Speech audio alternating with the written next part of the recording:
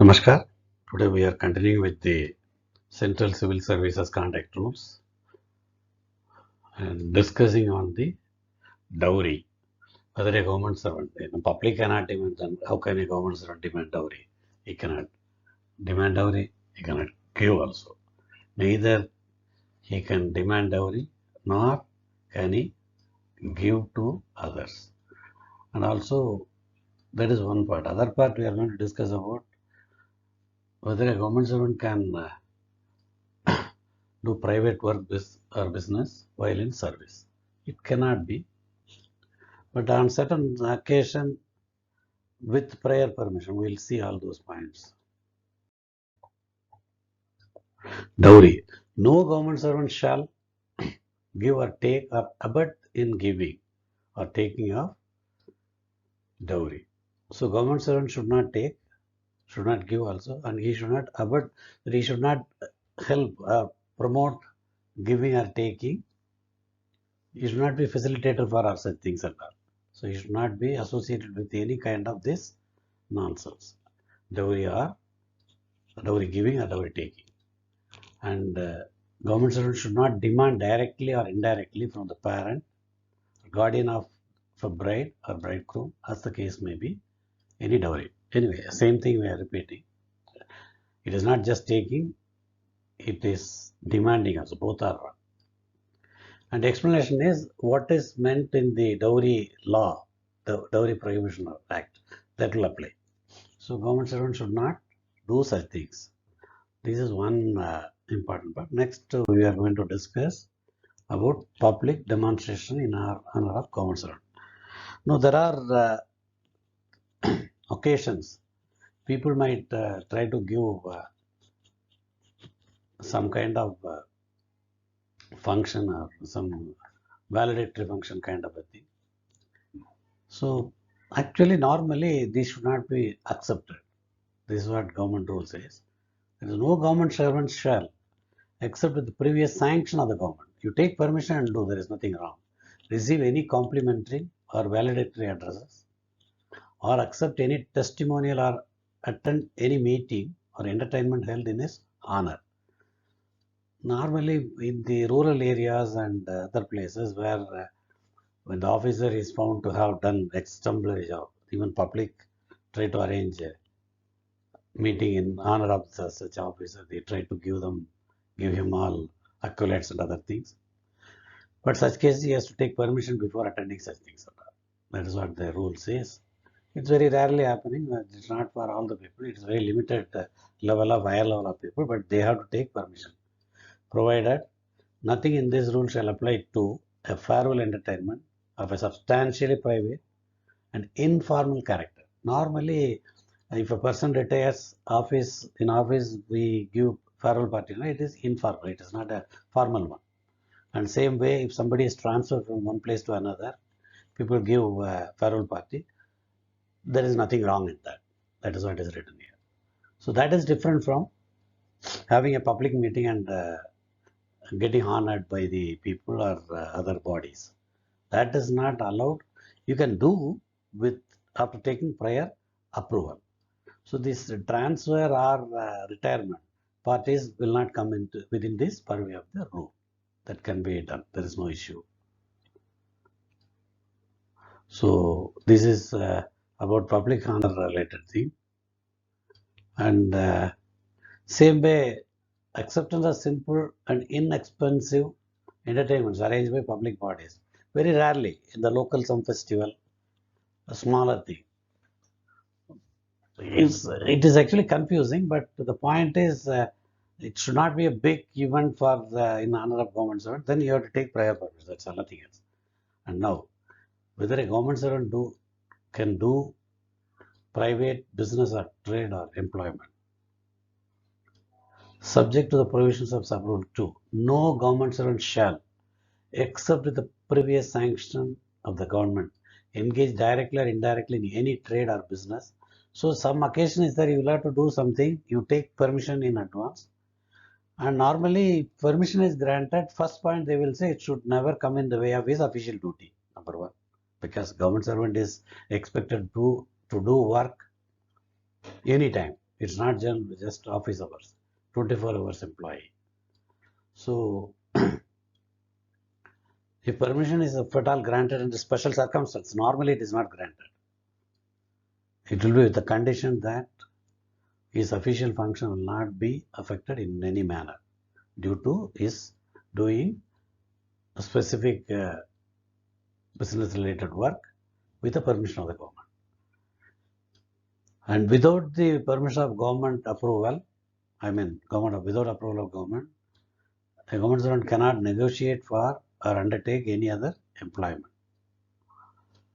Hold an elective office. He cannot hold an elective office or canvass for a candidate or candidates for an elective office. That is, you contest some election, local election, do some cooperative movement or anything.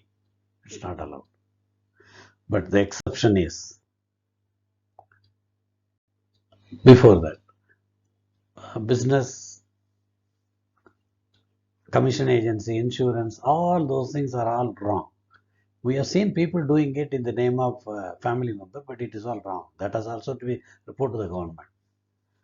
Participate in or associate himself in any manner in the making of a sponsored media program. They cannot create a media program. It amounts to commercial employment or a media program commissioned by government media but produced by a private agency. When government gives you some work, that is something different. But the particular program is created or produced by a private agency, so you can't get associated with them. A privately produced media program including video, magazine. These things government servant cannot do with, they can do with the permission of the government. They have to specifically ask for this is the purpose, this is the reason, so permission may be granted. Suppose if you earn any money in that, there is some other issue that you have to report that earning also to the government. If there is any fee and other things, some portion of fee has to be remitted to government account, that is 1/3 of the fee received and all. That is all we can discuss in a separate video. Provided no previous permission shall be necessary in case where government servant participates in a program produced or commissioned by government media in his official capacity. That is part of his duty. So we need not confuse official duty. Suppose somebody working in information and broadcasting, and the work is in production and publishing of media, some serial, whatever it is. So those are part of his duty. So there is no need for permission. Right? It is their duty. Already duties are assigned officially only. There is no issue. Next, government servant may, without previous sanction of government, so without prior approval, undertake honorary work of a social and charitable nature. Suppose you are in quarters, so you want to join that association, resident welfare association, as some executive member or secretary or president, whatever it is. So there you don't earn any money, it is only honorary work. You extend your service free of charge. But there again you have to inform office, but occasionally you can do. But inform office. Undertake occasional work of literary, artistic and scientific character. That government always encourages. When a government servant has got technical knowledge, they can do. There are separate rules for, because they have to release papers and other things. That is encouraged actually. No permission is required, but they have to inform government to ensure that it doesn't clash with other rule. It is better to inform government. Private permission may not be required, I agree. And no permission is required to take part in the registration, promotion, management of a literary, scientific character, charitable society, or of a club or similar organization, the aims and objects of which relate to a promotion of sports, cultural or recreational activities, and the particular body is registered under the Societies Registration Act. These things are all allowed. But it is always better to inform office that you are not taking permission, intimation to the office that you are safe from any later allegation by anybody. Provided that he shall discontinue taking part in such activities if so directed by the government. Suppose when you inform or when government comes to know and government directs you to stop that activity, you have to withdraw from that activity immediately formally and say goodbye to such work and all. Further, his official duties shall not suffer thereby. So when he does some cultural or social activity, that should not come in the way of his official work. I have told in the beginning itself that is a special condition.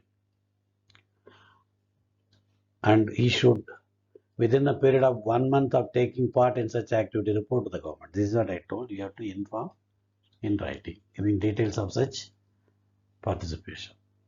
Every government servant shall report to the government if any of the member of his family is engaged in a trade or business or owns or manages an insurance agency or commission agency.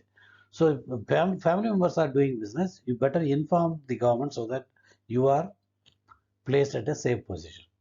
So you have to inform. Unless otherwise provided by general or special orders of the government, no government servant may accept any fee for any work done by him for any private or public body or any private person without the sanction of the prescribed authority. The competent authority's permission is required if you have to take any fee for your service of such nature at all. So with this, we close the part on dowry and private employment. It's not purely private employment, some social activities, etc. So now we will see the remaining part.